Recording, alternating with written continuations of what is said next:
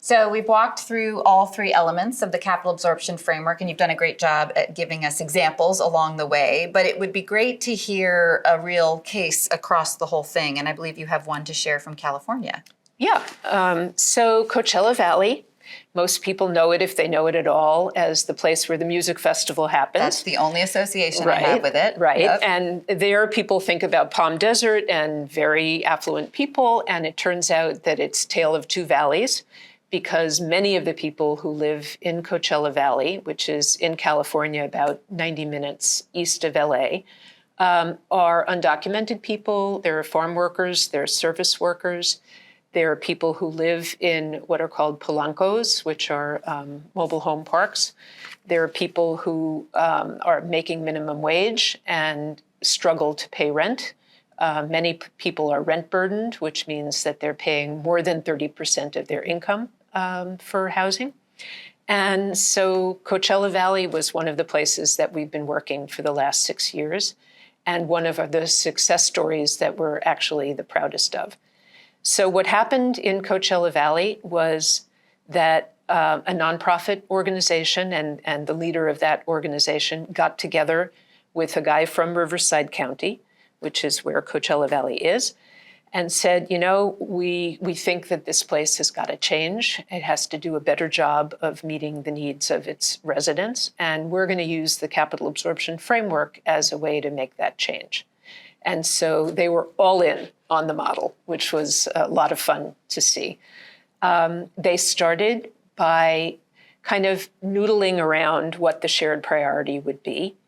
And what they ultimately landed on, after kind of a bunch of drafting sessions that they did internally, and then a bunch of discussions with more than 30 different groups in the Coachella Valley, was they said, we are going to have a Coachella Valley where everybody has decent housing and an opportunity to thrive.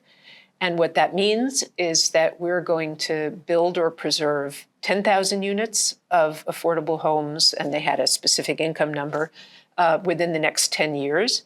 And we're going to reduce the number of families that are rent burdened by 30%, which was a wildly ambitious goal. And a little crazy, but we really said, you know, you guys are passionate, you are gonna move the needle, go for it. So then we found out that the starting place for development of affordable homes in the Coachella Valley in a good year was 300, and in an average year was closer to 30, and their goal was 10,000 in 10 years, so they had a hill to climb. And what was interesting was that they were undeterred.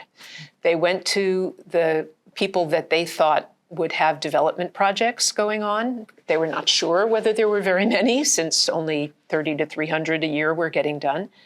And they said, you know, do you have anything cooking? Everybody had something cooking, which was interesting. They were all stuck in different places, but there were all kinds of addresses and leads for the pipeline. And when they did the analysis of where people were getting stuck, what they realized was there was no community development financial institution in Coachella Valley. All of the ones that were in Southern California were in LA, where they had plenty of work. Why would they drive all the way to Coachella Valley to do deals? And so they said, you know, what we really have to do is we have to attract somebody with this set of skills. They started talking to the CDFIs, and the CDFIs were like, yeah, that's really very nice. Thank you very much. We're not going to leave LA. So then they said, okay, we don't get our fair share of California's state resources. This community is part of what's called the Inland Empire.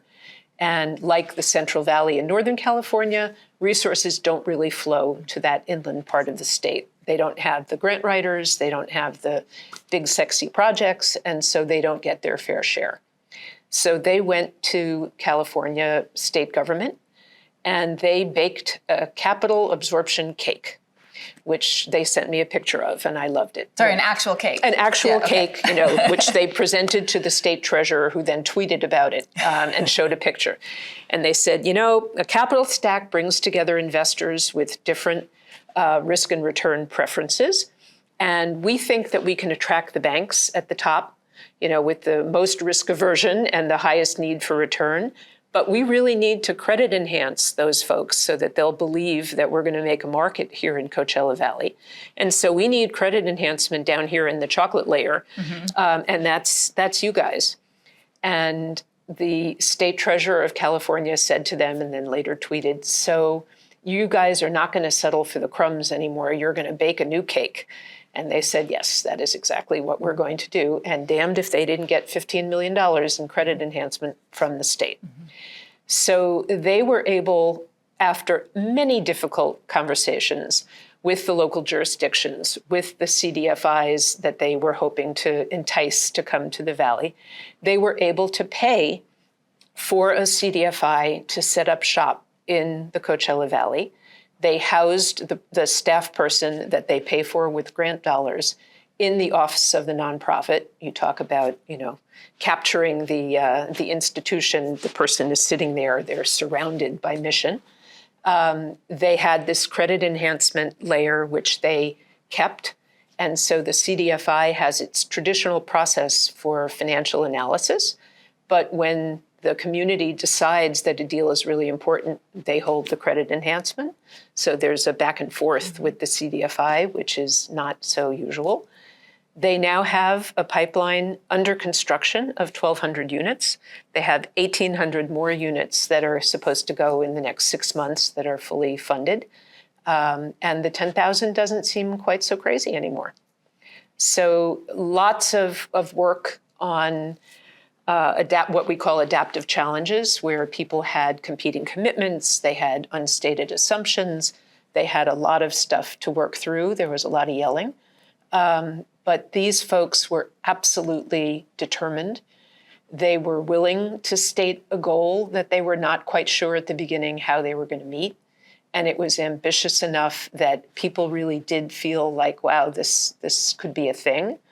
And they found over time that the people who were the most skeptical at the beginning have in fact now become the best evangelists for what they're trying to do. And so that moment of conversion where things started to move was really powerful for them.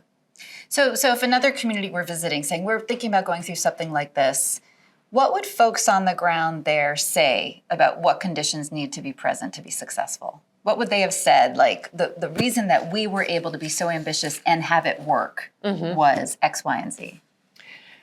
They had leadership that was absolutely willing to punch their fist through the wall, which, indefatigable didn't really even describe them.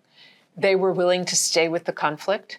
They were in it for the long term. This took more than 5 years from inception to where they are now, and where they are now is not done.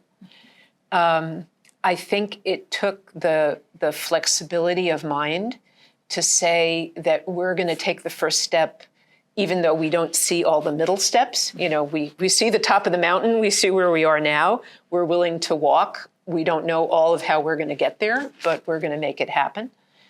They really did the enabling environment stuff and the pipeline at the same time. So they were able to have conversations with a bunch of jurisdictions in Coachella Valley and to talk to the affluent communities about what was it going to look like if they didn't do what under state law they're obligated to do, which is fair share of affordable housing. So it was a little bit of a carrot and kind of a little bit of a threat that, we're on to you and we would like to see affordable housing options everywhere and not just in the concentrated poverty areas. So they were fearless. And being fearless and imaginative, very important. That's the big takeaway. You got to be fearless and imaginative, right? I think so. Excellent. Yeah.